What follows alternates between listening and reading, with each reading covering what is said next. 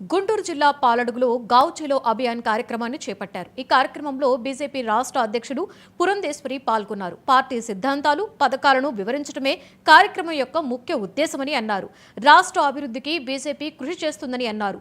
పేద ప్రజలకు సంక్షేమ పథకాలు అందించడమే మోదీ ప్రభుత్వ లక్ష్యమని చెప్పారు. అలాగే పోలీసులపై జగన్ చేసిన వ్యాఖ్యలను ఆమె ఖండించారు. తక్షణమే పోలీసులకు జగన్ క్షమాపణలు చెప్పాలి అని పురంధేశ్వరి అన్నారు.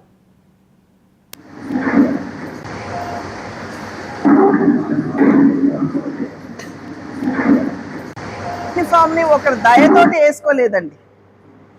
పోలీసు ఎవరైతే ఐపీఎస్ అవుతారో వారు చాలా కష్టతరమైనటువంటి పరీక్షలు రాసి వాటిని ఆ పరీక్షల్లో ఉత్తీర్ణులై వారు పోలీస్ సేవలోకి రావడం జరుగుతుంది.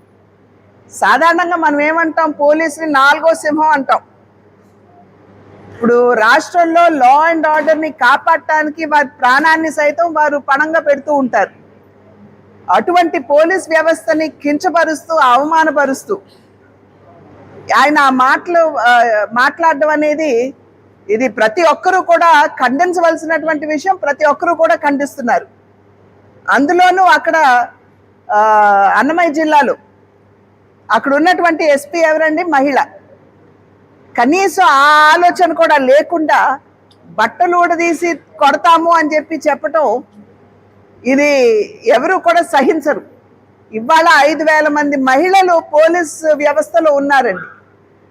ఇది కేవలం మహిళల్ని కాదు, అసలు పోలీస్ వ్యవస్థనే కించపరిచారు. కనుక ఆయన ఖచ్చితంగా పోలీస్ వ్యవస్థ క్షమాపణ చెప్పాలి.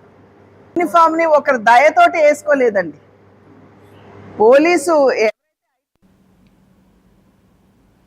వ్యవసాయంపై ఆధారపడి